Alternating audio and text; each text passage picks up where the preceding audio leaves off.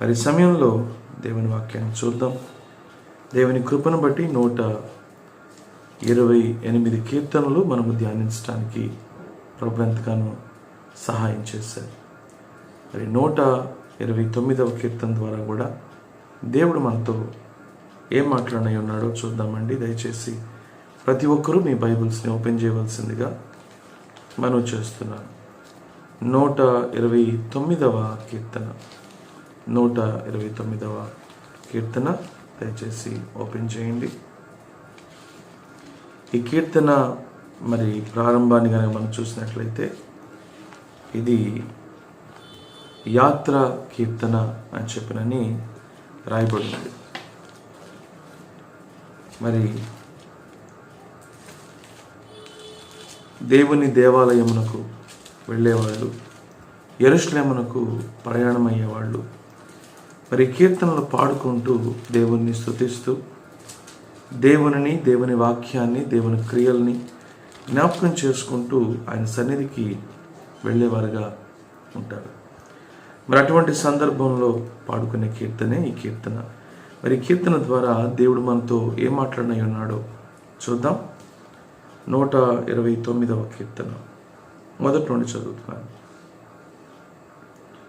ఇశ్రాయేలు ఇట్లనును, నా యవ్వన కాలము మొదలుకొని పగవారు నాకు అధిక బాధలు కలుగజేయుచు వచ్చిరి. నా యవ్వన కాలం మొదలుకొని పగవారు నాకు అధిక బాధలు కలుగజేయుచు వచ్చిరి. 2వ వచనంలో కూడా చూస్తున్నాను, నా యవ్వన కాలం మొదలుకొని నాకు అధిక బాధలు కలుగజేయుచు వచ్చిరి. ఒకే విషయాన్ని మరి 2 సార్లు ఇక్కడ ప్రస్తావించడాన్ని చూస్తున్నాం. నా యవ్వన కాలము మొదలుకొని అని రాయబడి ఉంది. యవ్వన కాలము అంటే మరి బాల్యము కాకుండా ఆ తర్వాత దశ. అంటే చిన్నప్పటి నుంచే ఈ కీర్తనకారుడు చెబుతున్న మాట ఏమిటంటే, పగవారు నాకు అధిక బాధలు కలుగజేయచ్చు వచ్చిరి. ఇతరుని ద్వేషించేవారు, లేకపోతే దేవుని ప్రజలను ద్వేషించేవారు. ఎందుకంటే ఈ ప్రారంభంలో ఇశ్రాయేలు ఇట్లనును అనే మాట రాయబడింది. అంటే ఇక్కడ ఒక వ్యక్తిని గురించి మాట్లాడటం లేదు, కానీ అనేకుల్ని ఉద్దేశించి మాట్లాడుతున్న పరిస్థితి. ఏ సందర్భంలో ఈ కీర్తన రాయబడింది అనే దాని గురించిన క్లారిటీ లేదు, కానీ ఈ కీర్తనను కనుక మనము అధ్యయనం చేస్తే యవ్వన కాలము అంటే ఎన్నో సంవత్సరాల నుంచి, పగవారు అంటే శత్రువులు అధిక బాధలు కలుగజేయచ్చు వచ్చిరి. అంటే శత్రువులు ఇశ్రాయేలు ప్రజల మీద దాడి చేస్తున్నారు. శత్రువులు ఇశ్రాయేలు ప్రజల్ని బాధకి గురి చేస్తున్నారు. శత్రువులు ఇశ్రాయేలు ప్రజల్ని వేదనకి, శోధనకి గురి చేస్తున్నారు బహుకాలము నుంచి. అయినను వారు నన్ను జయింపలేకపోయారు. ఇది ప్రాముఖ్యమైన విషయం. పైన 2 వచనాల్లో కూడా, లేదా 2వ వచనములో మొదటి భాగం వరకు కూడా అధిక బాధలు కలుగజేయచ్చు వచ్చిరి, అయినను అనే మాట రాయబడింది. అధిక బాధలు, శత్రువులు అధిక బాధలు కలుగజేయచ్చు వచ్చిరి, అయినను వారు నన్ను జయింపలేకపోయారు.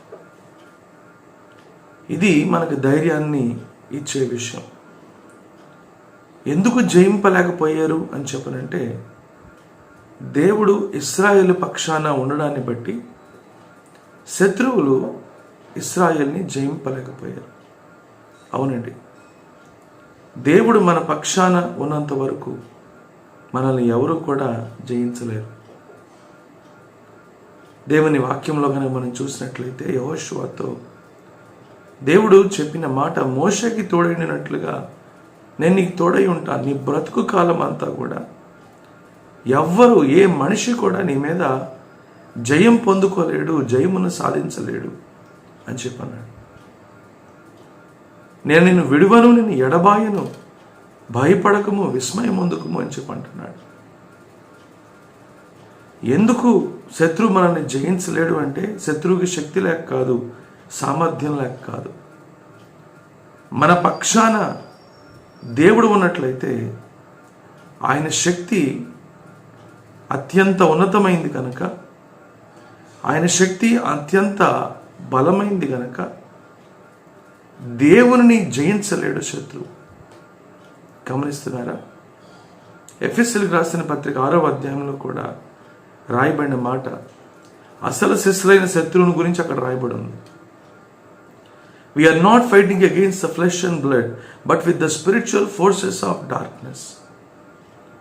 మనము శరీరులతో, రక్తమాంసములతో మనము పోరాటం లేదు. కానీ ఎవరితో పోరాడుతున్నాము? దురాత్మ సమూహములతో పోరాడుతున్నాము, లోకనాథులతో పోరాడుతున్నాము, అంధకార సంబంధులతో పోరాడుతున్నాము అని చెప్పని రాయబడి ఉంది. అంటే అర్థం ఏంటి?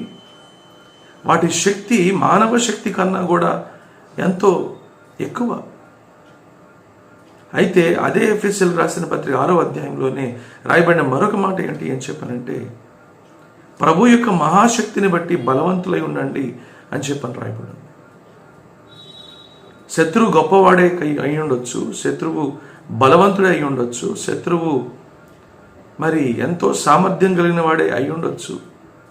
అయితే మనము దేవుని యందు బలవంతులై ఉన్నట్లయితే, ఏంటండి దేవుని యందు బలవంతులై ఉండడం అంటే? దేవుని యందు మనం ఉండాలి. అప్పుడే ఆయన మన యందు ఉంటాడు, మనతో ఉంటాడు, మన పక్షాన ఉంటాడు. ఎప్పుడైతే దేవుడు మన యందు, మనతో, మన పక్షాన ఉంటాడో మనము దేవుని యొక్క శక్తిని పొందుకునేవారుగా ఉంటాం. అపోస్తలుడైన పౌలు చెప్పిన మాట ఏమిటంటే, I can do all things through him that strengthens me. నన్ను బలపరచువాని యందు నేను సమస్తమును చేయగలను. మనల్ని బలపరిచేవారు ఎవరండి? దేవుడు మాత్రమే. ఆయన శక్తిని జయించగలిగే శక్తి ప్రపంచంలో ఏది కూడా లేదు. ఆయన అత్యంత బలవంతుడు. కాబట్టి అటువంటి దేవుడు మనకు తోడుగా ఉంటే, అటువంటి దేవుని శక్తిని మనం ఆశ్రయించినట్లయితే, అటువంటి దేవుని శక్తి మీద మనం ఆధారపడినట్లయితే ఆయన యందు మనం బలవంతులుగా ఉండగలము. ఆయన బలమును బట్టి మనం సమస్తమును చేయగలము. శత్రువు మీద జయమును సంపాదించగలము. ఈరోజు చాలామంది పరిస్థితుల్ని జయించలేని వారుగా, వారు ఎదుర్కొనే శోధనలను జయించలేని వారుగా, వారికి ఉండే సమస్యలను జయించలేని వారుగా, వారు ఎదుర్కొంటున్న సవాళ్లను జయించలేని వారుగా ఉంటున్నారు. మందిరానికి వస్తున్నారు, ప్రార్థన కూడా చేస్తున్నారు, మరికొంతమంది అయితే పరిచర్య కూడా చేస్తున్నారు. అయినప్పటికీ కూడా జయమును చూడలేని వారుగా ఉన్నారు, జయ జీవితమును అనుభవించలేని వారుగా ఉన్నారు, పరిస్థితుల మీద పైచేయిని సాధించలేని వారుగా ఉన్నారు. కారణం ఏమిటి అని చెప్పానంటే, దేవుడు మన పక్షాన ఎప్పుడు ఉండడో అప్పుడే ఆ పరిస్థితి వస్తుంది. దేవుని యొక్క వాగ్దానాలు అద్భుతమైనవి అయినప్పటికీ కూడా, దేవుని యొక్క వాగ్దానాలు గొప్పవి అయినప్పటికీ కూడా, దేవుని యొక్క వాగ్దానాలు ఎంత మాత్రము కూడా మరి మారనివి అయినప్పటికీ కూడా, దేవుని యొక్క వాగ్దానాలు మరి నమ్మదగినవి, స్థిరమైనవి, ఆధారపడదగినవి అయినప్పటికీ కూడా, దేవుడు మన పక్షాన గనక లేకపోయినట్లయితే మనము జయమును సాధించలేము. జయ జీవితమును ఎట్టి పరిస్థితుల్లోనూ చూడలేము. దేవుడు యెహోషువకి గొప్ప వాగ్దానం ఇచ్చాడు, కానీ ఒకానొక సందర్భంలో యెహోషువ కూడా మరి ఇశ్రాయేలు ప్రజలు ఓడిపోవడాన్ని చూశాడు. ఇశ్రాయేలు ప్రజల్ని శత్రువులు చల్లాచెదరు చేస్తున్నారు, భయభ్రాంతులు చేస్తున్నారు. శత్రువులు కొద్దిమంది అయినప్పటికీ కూడా ఇశ్రాయేలు సేనల్ని ఎదిరించేవారుగా ఉన్నారు. అప్పుడు యెహోషువ దేవుని సన్నిధిలో మరి ప్రార్థన చేస్తూ ఉన్నాడు. దేవుని సన్నిధిలో మొరపెడతా ఉన్నాడు, ప్రభువా మాకెందుకు ఈ పరిస్థితి వచ్చింది? అసలు మేము ఇటు పక్కకి యోర్దానును దాటి రాకపోయినా బాగుండేదేమో, ఈ భయంకరమైన పరిస్థితిని మేము తప్పించుకొని ఉండేవాళ్ళమేమో అని చెప్పినని ప్రార్థన చేస్తున్నప్పుడు దేవుడు ఒక విషయాన్ని యెహోషువకి బయలుపరిచాడు. అదేంటి అని చెప్పనంటే, ఇశ్రాయేలు పాళెములో శాపగ్రస్తమైంది ఉంది. ఇశ్రాయేలు ప్రజలు దేవునికి విరోధముగా పాపం చేశారు అనే విషయాన్ని దేవుడు యెహోషువకి బయలుపరిచాడు. అవునండి, ఆ శాపగ్రస్తమైంది తీసేస్తే నేను మీ పక్షా నుండి శత్రువుల మీద మీకు జయమిస్తానని ప్రభు తెలియపరిచినప్పుడు అదే ప్రకారంగా యెహోషువ ఆ పాళెములో నుండి మరి ఎవరైతే ఆ శాపగ్రస్తమైంది కలిగి ఉన్నారో, దేవుని దృష్టికి అయిష్టమైంది, ఆయాస్కరమైంది, అవిధేయమైంది చేశారో, మరి వారిని వారి సంబంధులందరినీ కూడా నిర్మూలించాడు. దేవుడు మరలా ఇశ్రాయేల్ పక్షాన ఉన్నాడు, వారిని గెలిపించాడు. గమనిస్తున్నారా? మన జీవితంలో అవిధేయమైంది ఉన్నప్పుడు, మన జీవితంలో అసహ్యమైంది, దేవునికి ఆయాస్కరమైంది ఉన్నప్పుడు దేవుడు మన పక్షాన నిలబడలేడు. దేవుడు మనతో పాటు కొనసాగలేడు. దేవుడు మన పట్ల ఆయన కార్యమును నెరవేర్చలేడు. గమనిస్తున్నారా? అమూల్యమైన వాగ్దానాలు దేవుని వాక్యములో అనేకమైనవి ఉన్నప్పటికీ కూడా ఈరోజు అనేక మంది క్రైస్తవులు వాటిని అనుభవించలేకపోతున్నారు. అంటే దానికి కారణము జీవితంలో అవిధేయతను కలిగి ఉంటున్నారు. జీవితంలో దేవుని వాక్యాన్ని నిర్లక్ష్యం చేస్తున్నారు. వారి జీవితంలో దేవునికి విరోధమైన వాటిని జరిగిస్తూ ఉన్నారు. కాబట్టి దేవుడు వారి పక్షాన నిలబడలేకపోతున్నాడు. దేవుడు వారి పక్షాన కార్యమును జరిగించలేకపోతున్నాడు. దేవుడు వారి పక్షాన మరి అద్భుతాలు, ఆశ్చర్యకార్యాలు చేయలేకపోతున్నాడు. ప్రియ సహోదరుడా, ప్రియ సహోదరి, నీ పక్షాన దేవుడు ఉన్నాడు అని చెప్పనని నువ్వు అనుకుంటున్నావా? దేవుడు నీతో ఉన్నాడని నువ్వు దృఢంగా నమ్ముతున్నావా? దేవుడు నీ పక్షాన ఉన్నాడని నువ్వు నమ్ముతున్నావా? అలా నమ్ముతున్నట్లయితే ఒకసారి పరీక్షించుకో. నువ్వు దేవునికి విధేయమైందే చేస్తున్నావా? దేవుని సంతోషపరిచేదే చేస్తున్నావా? దేవుని ఘనపరిచేది చేస్తున్నావా? దేవుని వాక్యానుసారంగానే జీవిస్తున్నావా? ఎందుకంటే ఆ ప్రకారంగా జీవించినప్పుడే దేవుడు మనతో పాటు కొనసాగగలడు, మనతో సహవాసం చేయగలడు, మన పక్షాన ఆయన పోరాడగలడు. ఇక్కడ ఇశ్రాయేలు పరిస్థితి కనుక చూస్తే ఈ మొదటి 2 వచనాల్లో మనం గమనించినప్పుడు శత్రువైతే అధిక బాధలు కలుగజేశాడు, కానీ జయించలేకపోయాడు అని చెప్పాలని రాయబడి ఉంది. ఎందుకు జయించలేకపోయాడు శత్రువు ఇశ్రాయేలు ప్రజల మీద అని చెప్పనంటే, ఇశ్రాయేలు పక్షాన దేవుడు ఉన్నాడు కాబట్టి. గమనిస్తున్నారా? ఈ 3వ వచనంలో కనుక చూస్తే, దున్నువారు నా వీపు మీద దున్నిరి, వారు చాళ్లను పొడుగుగా చేసిరి. ఈ వాక్యాన్ని కనుక మనం పరిశీలిస్తే, పరీక్షిస్తే, మరి వారు ఎదుర్కొన్న ఆ భయంకరమైన హింస మనకి కనపడుతుంది. ఇది ఎవరిని తలపిస్తుంది అని చెప్పనంటే, యేసుక్రీస్తు ప్రభువుని తలపిస్తుంది. అవునండి, యేసుక్రీస్తు ప్రభువుని గురించి రాయబడిన మాటలు ఇవే. ఆయన వీపంతా కూడా ఏం చేయబడింది? దున్నబడింది. ఒక్కసారి యెషయా గ్రంథము 53వ అధ్యాయాన్ని గనక మనం చూసినట్లయితే అక్కడ రాయబడిన మాటలు ప్రభువుని గురించి ఒకసారి చూద్దామండి. 4వ వచనం నుండి చదువుతున్నానండి. నిశ్చయముగా అతడు మన రోగములను భరించెను, మన వ్యసనములను వహించెను, అయినను మొత్తబడిన వానిగాను, దేవుని వలన బాధింపబడిన వానిగాను, శ్రమనొందిన వానిగాను మనం అతనిని ఎంచితిమి. మన అతిక్రమ క్రియలను బట్టి అతడు గాయపరచబడెను, మన దోషములను బట్టి నలుగొట్టబడెను. మన సమాధానార్థమైన శిక్ష అతని మీద పడెను, అతడు పొందిన దెబ్బల చేత మనకు స్వస్థత కలుగుచున్నది. చూసారా,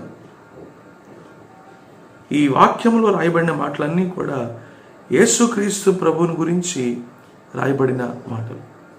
ఆ పై వచనంలో కనుక మనం చూస్తే 2వ వచనంలో, అతనికి స్వరూపమైనను సొగసైనను లేదు, మనం అతని చూచి అపేక్షించినట్లుగా అతని యందు స్వరూపము లేదు.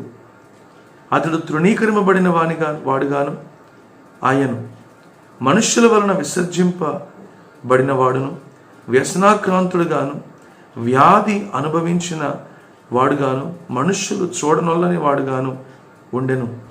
అతడు తృణీకరింపబడిన వాడు కనుక మనం అతనిని ఎన్నిక చేయకపోతిమి. ఈ వచనాలన్నీ కూడా ప్రభువుని గురించి రాయబడిన ప్రవచనాత్మకమైన వచనాలే. ఇక్కడ కూడా మనము ఈ కీర్తనలో 129వ కీర్తనలో కూడా ఈ 3వ వచనాన్ని చూస్తే, ఈ 3వ వచనం కూడా దేన్ని తలపిస్తుంది అంటే ప్రభువునే తలపిస్తుంది.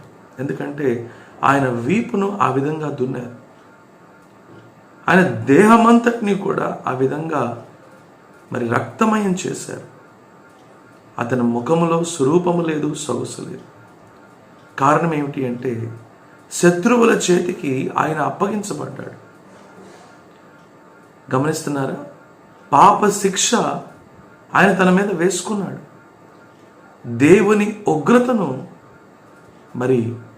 ఆయన మీదకు వేసుకున్నాడు. ఇంకా చెప్పాలంటే దేవుని ఉగ్రత అనే పాత్రలోనిది ఆయన స్వీకరించాడు. ఇదంతా ఎవరికి సంబంధించింది ఈ పాపము అంటే సమస్త మానవాళికి సంబంధించింది. తనను తాను బుద్ధిపూర్వకముగా, ఇష్టపూర్వకముగా శత్రువుల చేతికి అప్పగించుకున్నాడు. ఎందుకంటే పాప విమోచన క్రయధనము చెల్లించడానికి, సర్వమానవాళి యొక్క పాపానికి చెల్లించాల్సిన వెల ఎంతో గొప్పది. అది ఏ మనిషి కూడా తీర్చలేడు. కాబట్టే దేవాది దేవుడు శరీరధారిగా ఈ లోకంలోనికి వచ్చాడు, దాసుని స్వరూపం ఎత్తాడు, తనను తాను రిక్తునిగా చేసుకున్నాడు. పరిశుద్ధమైన, నిష్కళంకమైన, నిందారహితమైన జీవితాన్ని జీవించి మన పాపభారము, శాపభారము ఆయన మీద వేసుకొని మన కొరకు ఆయన గాయపరచబడ్డాడు, మన కొరకు ఆయన శిక్షను అనుభవించాడు, మన కొరకు ఆయన తృణీకరించబడ్డాడు, మన కొరకు ఆయన రక్తాన్ని చిందించాడు. ఆ రక్తం వలనే మన పాపానికి ప్రక్షాళన, ఆ రక్తం వలనే సర్వమానవాళికి నిరీక్షణ, ఆ రక్తం వలనే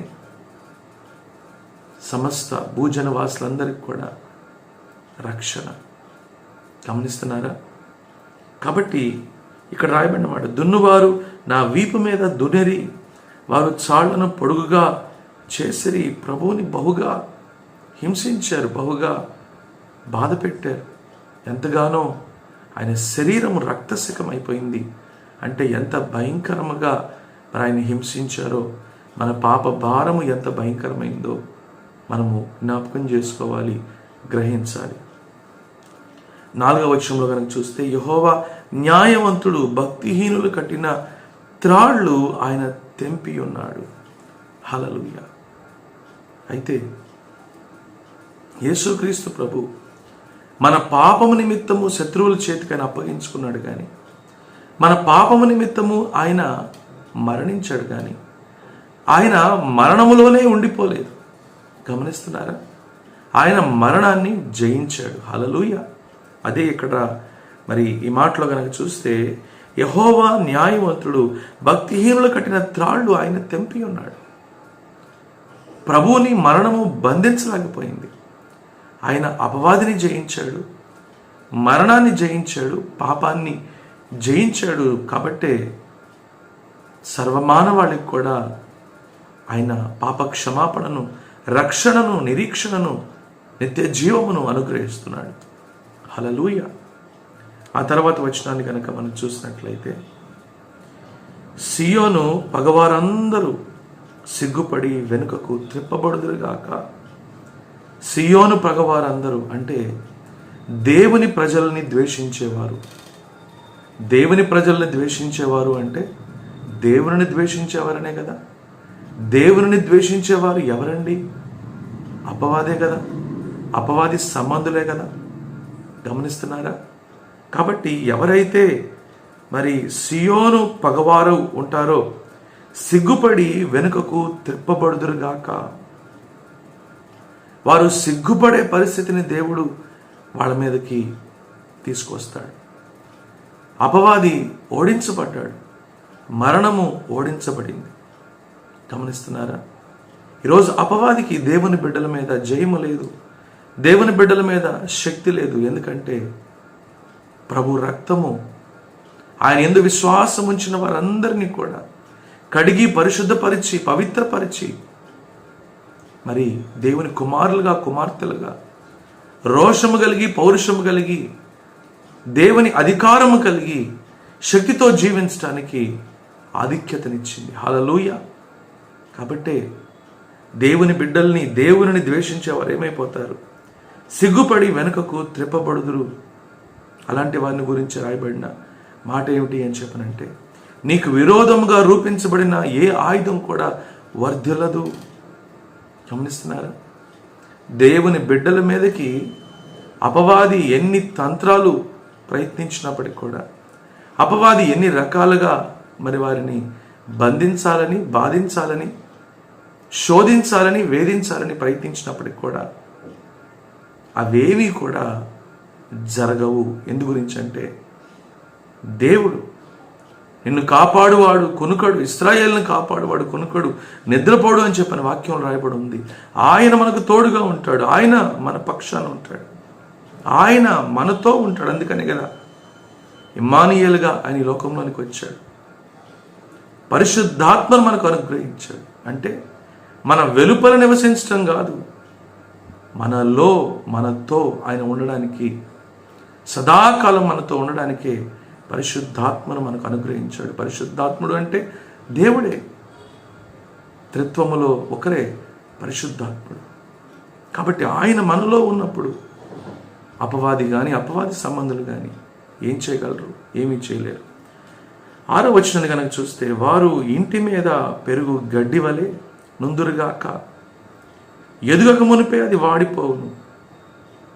ఎవరిని గురించి రాయబడిందండి మాట అంటే అపవాది సంబంధులను గురించి, దేవుని ప్రజల్ని ద్వేషించే వారి గురించి, దేవుని బిడ్డల్ని శోధించే వారి గురించి, ఇబ్బంది పెట్టే ప్రయత్నాలు చేసేవారి గురించి రాయబడిన మాట. వారు ఎటువంటి వారంట? ఇంటి మీద పెరుగు గడ్డి వలన ఉంటారంట. ఈ గడ్డి బాగా ఎదుగుతుందా అని చెప్పనంటే ఇక్కడే రాయబడింది, ఎదుగక మునిపే అది వాడిపోవు. అంటే వీరందరూ ఏమైపోతారు? భక్తిహీనులు. వీళ్ళందరూ కూడా ఎవరు అని చెప్పనంటే భక్తిహీనులు, బుద్ధిహీనులు, అలాగే అపవాది సంబంధులు.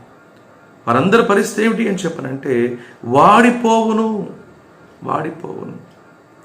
వారి జీవితము అకస్మాత్తుగా ముగిసిపోతుంది. వారు శక్తిని కోల్పోయిన వారుగా ఉంటారు. గమనిస్తున్నారా? ఆ తర్వాత వచనంలో కనుక మనం చూస్తే, కోయివాడు తన గుప్పిలినైనను, పనలు కట్టువాడు తన ఒడినైనను దానితో నింపుకొనడు. దారిన పోవువారు యెహోవా ఆశీర్వాదము నీ మీద నుండునుగాక, యెహోవా నామమున మేము దీవించున్నాము అని అనకయుందురు. అంటే శాపగ్రస్తులైపోతారు అని చెప్పిన అర్థం. కాబట్టి ప్రియ సహోదరుడు, ప్రియ సహోదరి, ప్రాముఖ్యమైన విషయం ఏమిటంటే ఈ వాక్యములో దేవుడు మన పక్షాన ఉండడం ప్రాముఖ్యం, దేవుని మనం ఆశ్రయించడం ప్రాముఖ్యం. దేవుని మాటకు విధేయత చూపించి ఆయనతో నడవటం, ఆయనతో సహవాసం చేయడం, ఆయన్ని కలిగి జీవించడం అనేది ప్రాముఖ్యం. ఆ విధంగా జీవిస్తున్నప్పుడు శత్రువు ఒకవేళ పలు రూపాల్లో పలు రకాలుగా మన మీదకి లేచినప్పటికి కూడా, అది సమస్యల ద్వారా కావచ్చు, శోధనల ద్వారా కావచ్చు, మనుషుల ద్వారా కావచ్చు, అనారోగ్య పరిస్థితుల ద్వారా కావచ్చు, మరి ఇంకా ఎటువంటి ఇబ్బందికరమైన పరిస్థితి ద్వారా కావచ్చు, అవేవి కూడా మనల్ని జయించలేవు. ఎందుకంటే ప్రభు మనతో ఉంటాడు, ప్రభు మన పక్షాన ఉంటాడు, ప్రభు మన పక్షాన పోరాడతాడు, ఆయన మనకు జయమిస్తాడు. అపవాది సంబంధులకి ఎటువంటి ప్రతిఫలము కలుగుతుందో దేవుడు ఇక్కడ స్పష్టంగా రాయించాడు. గనక అపవాదిని గురించి కాదు మనం పట్టించుకోవాల్సింది, అపవాది సంబంధాల గురించి కాదు మనం పట్టించుకోవాల్సింది, దేవుని వైపు చూస్తూ ఆయన ఎంతల భయభక్తులు కలిగి ఆయన దృష్టికి ఇష్టమైనది, ఆయనకి మహిమకరంగా మనము జీవించడమే మనం చేయాల్సింది. అట్టి కృప దేవుడు మనకు అనుగ్రహించినట్లుగా ప్రార్థన చేద్దాం. మహాపరిశుద్ధుడా, ఎంతో సూటిగా స్పష్టంగా మీ వాక్యం ద్వారా మాతో మాట్లాడారు, మీ వాక్యాన్ని మాకు వివరించారు. మీకు స్తోత్రం. విత్తబడిన వాక్యం అందరి హృదయాల్లో పనిచేయనట్లు, ఫలించినట్లు సహాయం చేయండి. మీ వాక్యాన్ని మా హృదయంలో ఉంచి భద్రపరిచి మీరే మాకు తోడుగా ఉండమని, సంరక్షించమని యేసు నామములో అడుగుచున్నాం తండ్రి, ఆమేన్. మన తండ్రి అయిన దేవుని యొక్క ప్రేమ, కుమారుడైన యేసుక్రీస్తు కృప, పరిశుద్ధాత్మని యొక్క అన్యోన్య సహవాసం ఇప్పుడు ఎల్లప్పుడు సదాకాలం మనకు తోడై ఉండి మనల్ని సంరక్షించిన దాకా, ఆమేన్. అందరికీ వందనాలు. దేవుడు మిమ్మల్ని దీవించును గాక. God bless you.